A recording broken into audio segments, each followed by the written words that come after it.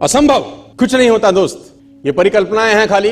और मैं आज तो आपको बहुत ईमानदारी से और 12 साल के तजुर्बे का निचोड़ निकाल के बता सकता हूं कि इस दुनिया में असंभव नाम का कोई शब्द होता ही नहीं है। इंसान कभी भी चंद्रमा पर नहीं पहुंच सकता, पृथ्वी विज्ञान की अधिकतम सीमा है।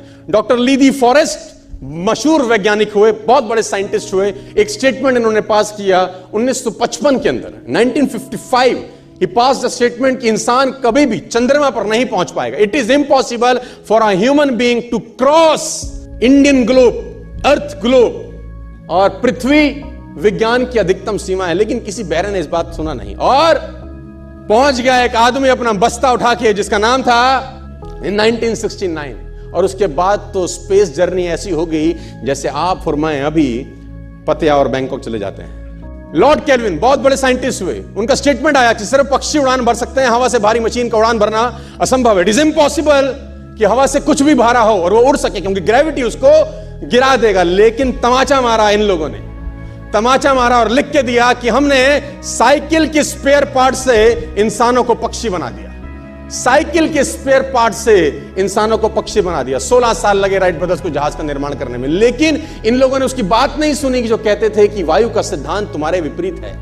यह बात भंवरे को कही जाती थी कि भंवरा वायु के सिद्धांत के कारण कभी जीवन मोड़ नहीं सकता, क्योंकि उसके पंख उसके शरीर से हल्के रहते हैं। लेकिन भंवरा साला किसी स्कूल में गया नहीं आज तक। माई doctor told me I will never walk again. मेरे डॉक्टर ने मुझे कहा कि तुम कभी चल नहीं सकोगी।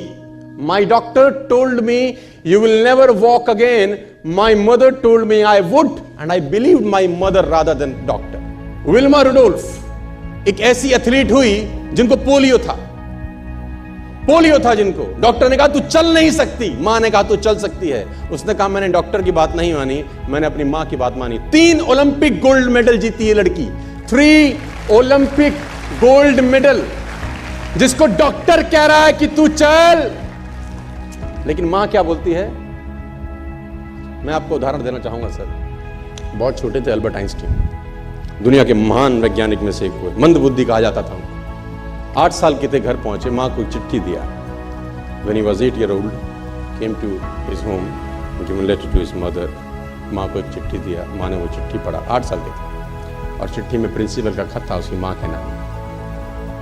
प्रिंसिपल ने ये लिख के भेजा कि आपका बच्चा विलक्षण प्रतिभा का धनी है, ग्रेट पावर है इसके अंदर, क्योंकि बहुत बड़े साइंटिस्ट बने, बड़े हो गए। मंद बुद्धि बचपन में समझा जाता था। आपका बच्चा विलक्षण प्रतिभा का धनी है, इसके अंदर असीम संभावनाएं हैं। तो हमारा स्कूल, हमारी मैनेजमेंट, हमारी फैकल्टी, हमारा टीचर इस लायक नहीं है कि हम आपके बच्चे को अच्छी शिक्षा दे सकें। तो it's better for you to take care of your son. आप अपने बच्चों को अपने घर में पढ़ाइए, हम लायक नहीं है कि आपके बच्चे को पढ़ा सके। और उसकी मां ने पढ़ते पढ़ते आंखों में आंसू ले आई और उसने बच्चे को कहा कल से तू स्कूल नहीं जाएगा, मैं तेरी परवरिश घर पे करूंगी, क्योंकि तेरा टीचर तुझे इस लायक नहीं समझता। मतलब वो अपने आप को इस लायक नहीं समझते। बच्चा खुश हुआ, मोटिवेट हो गया और लग गया। उसकी मां का निधन हो गया और अल्बर्ट आइंस्टीन बहुत बड़े साइंटिस्ट हो गए।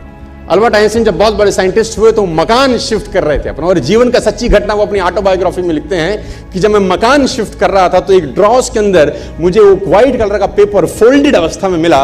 मुझे समझ नहीं था कि क्या है। मैंने उसको फोल्डिंग अवस्था से मिट्टी को हटा के जब खोला तो वो उस टीचर का लेटर था जो बहुत साल पहले टीचर ने मेरे हाथ में दिया था और मैंने अपनी मां के हाथ में रखा था। अब वो बड़ी उत्सुकता के साथ उस खत को पढ़ने लगे। जैसे उन्होंने खत पढ़ना शुरू किया और वो जार जार होकर रोए।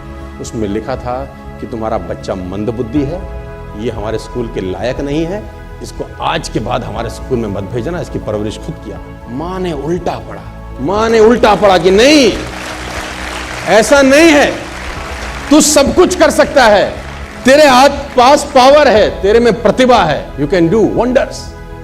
दोस्तों, इस दुनिया में किसी की बात मत सुनना। नेवर एवर बिलीव एनीबॉडी कि जो तुमको बोले कि तू नहीं कर सकता, कान पे मारना, बोला साले तू नहीं कर सकता, हम करेंगे।